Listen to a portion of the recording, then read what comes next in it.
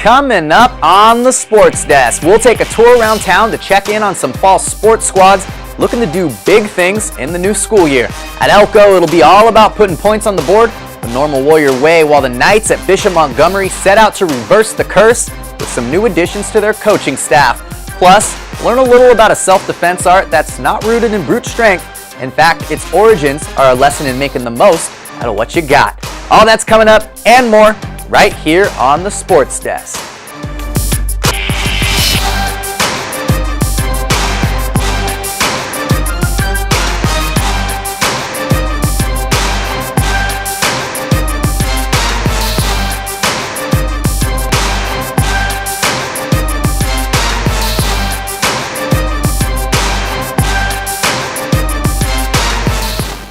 Hey there, Torrance. What's up? Welcome back to another week on the Sports Desk. I'm your host, Wan Hernandez. So, we're just about to get back in the swing of things with fall sports right here, and another summer pretty much in the books. On the bright side of things, that means a lot of highlights and game days to look forward to all week, every week. On the flip side, for some athletes, the unfortunate truth is that also means time spent on the sidelines recovering from injuries. Today, our Tamara Latta takes on what kind of injuries to expect, how they're best treated, and even better, how some of them can be prevented to begin with. There are two main types of sports injuries that young athletes experience: trauma and overuse. Sports injuries cover a huge, broad spectrum, but it typically is at a point where the body starts to fail. According to Dr. Lamberg, ankle and knee injuries are the most common injuries in sports. I see a ton of ankle injuries, a ton of knee, shoulder, and then hip, and then probably spine. So I would say knee and ankle are probably the two biggest injuries out there for most all athletes. Physical therapy treatments can help young athletes recover from an injury. When I did encounter an Achilles issue, I came to Dr. Dan, and he helped me work through it and gave me different exercises to strengthen it. And after that, I just be careful and monitor my body and roll out when I'm sore and ice and do things like that. Typically, therapy is key, and depending on the kind of therapy, is either really going to help it along or it could possibly hinder it. So it's pretty important. A lot of things are self-limiting, meaning they'll get better by themselves. However, a little guided therapy usually shortens that rehab time up and gets the athlete stronger and back faster. It is very important that athletes get the proper amount of sleep. Well, I run pretty much every day, but certain days are harder than others, and you have recovery days. And I try to get lots of sleep and eat healthy to help my rest and recovery. I have athletes in here, high school athletes that are in multiple sports, and they're not just competing at the high school level, they're competing in what's called club. Club soccer, club volleyball is incredibly big. In fact, it's bigger and more competitive than the high school sport is. And so we take that along with the pressure of academics, and they're pushing for college in sophomore now instead of senior years. So they've got all this pressure, and they're not getting sleep. Well, we know that in order for the body to repair and be able to function, it's got to get some sleep. There's got to be 8 to 9 hours, and they're not getting it. There are ways to help young athletes prevent sports injuries. The biggest thing is prevention. I mean, being proactive. So, and that's one thing I really try to drive home with the athletes here is to take care of yourself, listen to what your body's trying to tell you, get engaged in some activities that actually help the body recover. Foam roller, stick, nutrition. Do these things before the injury starts to show up. Thanks for that, Tamara. Now, one sport you might think would cause a lot of injuries is jiu-jitsu. It's a martial art that's taken on countless variations and identities since the 20th century. It's a sport of self-defense, and specifically here in the South Bay, Brazilian jiu-jitsu teaches youngsters that you don't have to overpower a stronger or bigger opponent if you equip yourself with all the right tools. Renale has that story. The Gracie Jiu-Jitsu Academy is one of the top training facilities for men, women, and children in the South Bay area. Henna Gracie is the co-owner of the academy in Torrance, and his family is responsible for bringing their style of jiu-jitsu to America. Gracie Jiu-Jitsu is a self-defense system that was created by my grandfather in the early 1930s in Brazil. My grandfather was a very small man, tried to learn Japanese jiu-jitsu, couldn't do it because he was too weak, and the techniques relied too much on strength that he didn't possess. So my grandfather began modifying the techniques, incorporating leverage, better timing, energy efficiency, more patience, and those modifications gave birth to Gracie Jiu-Jitsu. And now we teach this stuff all over the world. Henner and his brothers created the Gracie Bullyproof program for younger kids with hopes to prevent bullying in schools and communities. The Gracie Bullyproof program is a very specialized program for children to learn the verbal, physical, and psychological tools to defend against bullies. We really focus a lot on the verbal assertiveness. We teach the kids how to stand strong, how to assert themselves verbally, and it's our firm belief that a confident child is a bully-proof child. So if the kid can just hold themselves more powerfully, walk strongly, and assert themselves verbally when confronted by a bully, the chances are they won't need to use their techniques. 3, 4, 5. Now what do you say to him? Do you promise to leave me alone forever? Yes, I give up.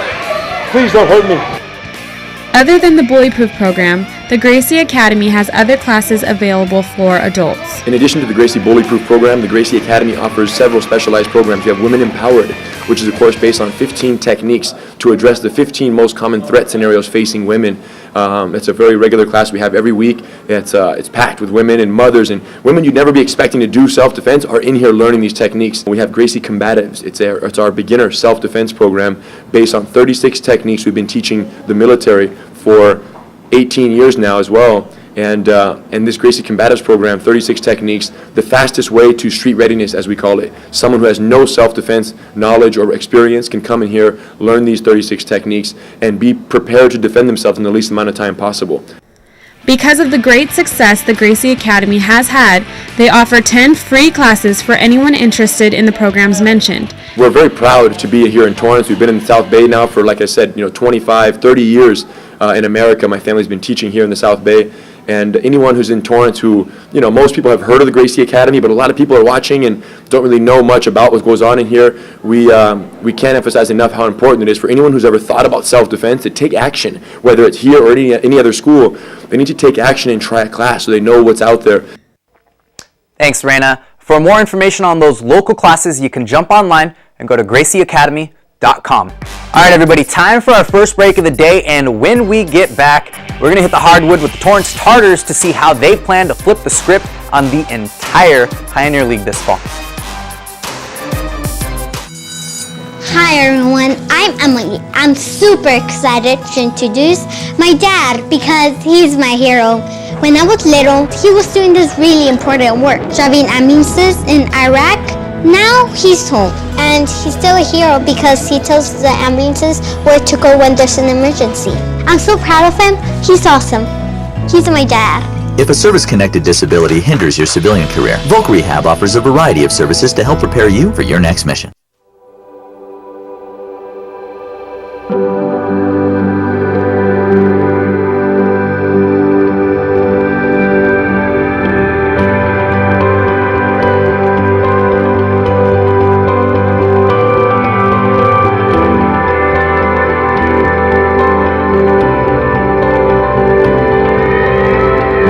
Simple moments are what make every day count. You show your smile to the world every day, but nearly 4 out of 5 Americans say they would smile a lot more if their teeth looked better. The good news is, healthy teeth can be safely and affordably corrected at any age. Advances in orthodontics have made the treatment more successful and comfortable than ever. Only orthodontists receive 2 to 3 years of education beyond dental school to learn the proper way to align and straighten teeth. To learn more, visit mylifemysmile.org. What's up, Torrance? Welcome back to another segment here on the Sports Desk. So, like I said already, it's just about time for games to start counting again. Students and coaches have been putting in the practice hours over the summer, and their time to show up is finally here. At Torrance High, finishing behind North and South again isn't an option. But more important than their plan to get back to the playoffs is the Tartars understanding how they're going to get there this season. Tamerlada explains. With 5 returning seniors, volleyball head coach Nathan Jones is optimistic that his team will be a playoff contender. We play in a very competitive league, so winning league titles is a dream, and that's kind of where we're putting it. It's a goal. It's going to be at the top of our list. But I really feel that this group can get back to the playoffs. We've been we've been absent from the playoffs the last 4 years. So returning to the playoffs would be a major step for us. It's all about attitude and communication on the court this year. I think attitude is a big portion of what we need to help us get better this season, and I think that's one of our main things that'll help us out. Last season, there wasn't a lot of communication throughout the girls, and there was some drama, and I think this year we're a lot closer than we were last year, and that's really going to help a lot more on the court. We'll have more team bonding and just more connection to each other. I'm really excited about the upcoming season because we've been practicing really hard, and I think that we'll have a better outcome than we did last year, just because the returning players, I think, we're ready for this. We think this is our year to take it. Very excited because everyone's been working hard and everyone seems like we're having fun, and we all just want to win and just go far and farther than last year. I'm pretty stoked about our season. All of the girls have been showing some hard work over the summer, and I think we're going to bring ourselves back up this year. The team's biggest expectations are teamwork and dedication. I'm expecting this year for everyone to be there for each other and have each other's back and to want to play for each other and to try hard to pull out a win for the team and not just for themselves. And that really have Tartar pride in everything we do, and that we just all want to win. We're all on the same page. We can all just play together. The expectations for the returning seniors are we should step up and lead the team, but also not bring them down and make sure everyone's on point or everyone stays focused, but at the same time we're all having fun. Being a better listener can improve your leadership skills. These kids are really, I think, are buying into the lessons that we're trying to teach and are really committed to working as a team. We had a few seniors last year that have been on varsity for 3 years, and this group has hopefully learned their lessons and will be making strides to really push to get back to the playoffs. So I think I'm excited. After going 6-20 last season, the Tartars will look to turn things around. From Torrance, I'm Tamara Latta, reporting for the Sports Desk. Thanks for that, Tamara. So taking a quick look at the Pioneer League as it goes for the ladies on the volleyball court, the Tartars are going to be looking to overthrow two programs that were powerhouses last season. The rivals North and South finished atop the league in 2012 as Pioneer League representatives in the playoffs. And the three Torrance schools going to get plenty of action against each other once league play starts this season. We've still got a little over a month before league play, but check out some key matchups come October with all our Torrance schools in and out of the Pioneer League mixing it up all against one another. All right, coming up next, we've got a couple more preseason previews for you. This time, we take it out to the gridiron with the Knights and the El Camino Warriors. Both are looking to turn around their fortunes. See the impact coaching, either from the guys taking snaps or the ones calling the plays, is going to affect the outcome of their 2013 seasons.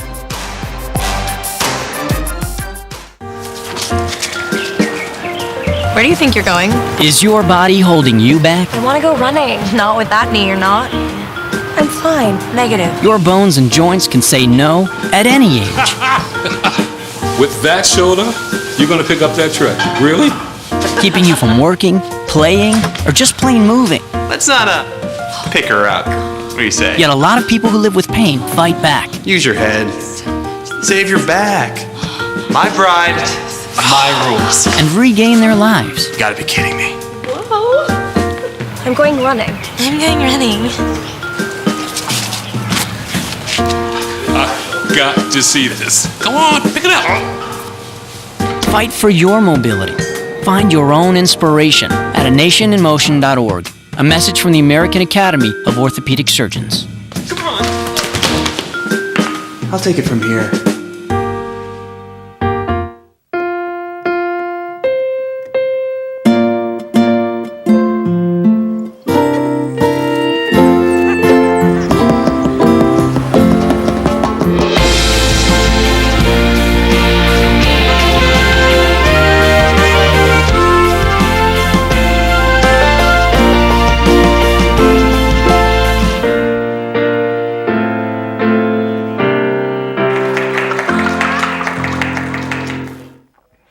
Hey there, welcome back to the Sports Desk for a little more fall preview action.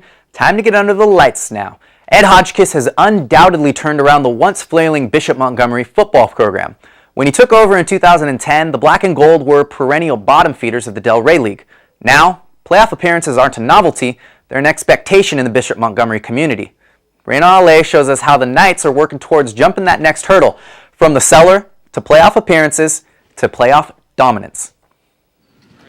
As summer workouts come to an end, Coach Hotchkiss and the Bishop Montgomery football team is ready to start a new season. Well, in the summertime, we want to accomplish two things. We want to get them bigger and faster, really, or stronger and faster. So we spend a majority of our time, in the weight room, on the field, conditioning. But additionally, we also want to get them mentally prepared. Summer when you don't have pads on, that's not football. But the things we can get done are some mental game work and get them physically stronger and in better condition. This year, Coach Hotchkiss added new staff members with great coaching backgrounds. Fortunately, this year I was able to go out, and one of the hardest things to do in high school football is to put together a quality staff of gentlemen that are able to be here and at that time frame from 2 to 5 o'clock. And this year I'm able to do it, and it's going to my 4th year. I have some guys that have been around me for 4 years. I picked up, a person that's coached at Narbonne, and a guy that's been a head coach, our defense coordinator has been a head coach at numerous places in LA. So I have a lot of football coaching experience from some good programs, and I've seen that pay off already. So we're excited about our staff. I think they're doing a great job. We have a full staff, and I think they will pay dividends later. Coach Hotchkiss brought in a lot of new coaches this year, and they seem very determined to set us up for going to CIF. And I think we're one of the top teams in our league. So I think we have a good chance of getting to the playoffs and making it past the first round and breaking the curse. Seniors Louis Soto, Robbie Howe, and Robert Rogers have high expectations for their last year and have learned so much under their coaching staff. All three of those guys, Louis Soto, Robbie Howe, and Robert Rogers, are not only very talented players, they've also, because of their talent, have taken on leadership roles for us and done a great job. We want to try to win league, and we haven't won a playoff game in 30 years, so we're looking to try to break that curse, if you want to call it that. But hopefully we can make a run to CIF, because we're looking to have a pretty strong team this year. He always tells us to play smarter than our opponent, always outthink them, always hard work basically. The Knights have a strong schedule this year, but are determined to be Delray League champs. We start with Desert Mirage, who's a team out in Thermal, California, way out there. We went out there last year, it was 120 degrees, and we're able to get a win. They come to us this year, so we're looking forward to that. But, our Nimitz last year was LaSalle High School. They won the league. That's the only team we lost to. So, that we'll really have an eye on that as well. And then, of course, locally in the preseason, we played North Torrance. So that's always a fun game for our players, where a lot of them know kids that play on the other team as well. The rest of the schedule can be found online at www.bmhs-la.org. So the Knights have their agenda set out for them this season. It all gets started right away with that season opening game against Desert Mirage. Bishop opens with 3 straight home games before visiting the crosstown defending Pioneer League champs at North High, and the following week they'll host Mary Star of the Sea in the Delray League opener. All that, and the Knights don't have to leave Torrance until October. 6 home games and 4 road games coming up in the 2013 regular season. And stepping it up a notch from high school into the JUCO world, it's a well-known fact that things at Camino College didn't exactly go as planned last season. And for a program known for its offensive prowess, of course, one of the biggest keys to success is always going to be the quarterback position. Jenny Phillips takes a look at how a new signal caller who knows the playbook inside and out has the Warriors talking like champs all over again. Thanks, Juan. The Warriors saw a lot of turmoil at the quarterback position last season, never having a consistent starter, while Cole Webb had to sit on the sidelines. Cole, what did you learn watching from the side? Just the lack of consistency for our team last year was a killer. Having a lot of young guys out there who didn't really know the system, just having a lot of confusion, just really hurt our team. So for us this year, a lot of it was getting guys who had a team-first attitude, who were willing to just put in the time to learn the system and just do their job. And so far, Webb has demonstrated his leadership well, ensuring that he and his teammates are all putting in the work necessary for a successful season.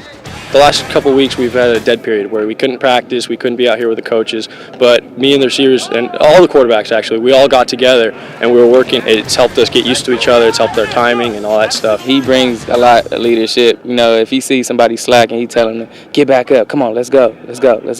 Coaches can say all they want, but there's only so many of them, and guys will slip through the cracks if the players let them. So for us, it's just about holding ourselves accountable. We don't have to get on these guys. They get in the weight room, they do everything, they run the stairs, they're not missing anything with the meetings we have every day. While Webb's leadership and maturity is very evident, he brings something else invaluable to the table.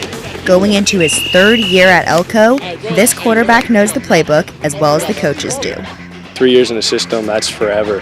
So for me, just the signals, the play calling, everything is just second nature by now. So I'm more free to worry about what the defense is doing, what checks we need to do, what adjustments we need to make, and not have to be worried about what the call is or what my responsibilities are. He knows the playbook. He knows everything, what a route is. The coach don't even ask him about plays. He knows everything. He knows the plays, the routes, everything, the primary reads, and all that. Last year, they all gave me a hard time calling me Coach Cole. It's just, that's part of my position. It's to know everything and know what everyone's doing, and so it's really just I have to be an extension of the coaching staff on the field. All the hard work Webb and his receivers have put in is starting to pay off. Come game time, the strong receiving core will give Webb an arsenal of weapons to find downfield. We've got at least 6 or 7 really nice receivers, and they had great springs with us, good summers. Guys we can count on. I feel comfortable with all of them. I really do. They all have their own kind of skill set, so they work in different situations, but I mean, I know we're all going to be at every time, so that's great. He's been passing, he's been spreading the ball, he's been sharing it, everybody having fun, everybody catching it, everybody making plays. He's spreading the ball. With an experienced quarterback and such a hard-working receiving core, the Warriors have very high expectations for this season. They're fired up right now. It's going to be a really exciting season, I think. Should we do a lot of damage this year, and we're hoping to go all the way. We should go to state, probably take it. That's our aim. Anything less than a championship would be a disappointment. Thanks, Jenny. So offense is typically the name of the game at Elko, and just to look at one simple stat can tell you everything you need to know. What does an offensive juggernaut look like with no offense? Well, in 2012, the Warriors' 8 losses, they scored an average of 18.5 points per game. Compare that to back-to-back wins against Pasadena City and Long Beach City, where Elko averaged 52.5 points per game. Technically, the Warriors did have a third win on the season, a forfeit by College of the Desert, where the Warriors were outscored 49-39. Either way you paint it, safe to say the success of the Warriors in 2013 can be linked directly to the performance they get from Cole Webb and his crew. The Warriors get things underway Saturday, September 7th at Palomar. All right, as always, just want to throw it out there for you all. You ever want to reach out to the Sports Desk, you don't have to give us a call or an email anymore. Nope. You can keep tabs on us all week long. Links to the show online, the whole bit, because we are on Facebook now. Facebook.com/The Sports Desk TV. Like our page, share it with your friends, and of course, you can also find some other favorite CitiCABLE 3 shows there as well. This Week in Torrance, K9 Corner, Spotlight Torrance. Everybody's in on the game now, so check us all out. All right, everybody, that wraps it up for us right here. And guess what? We're back to every week, so we will see you next time.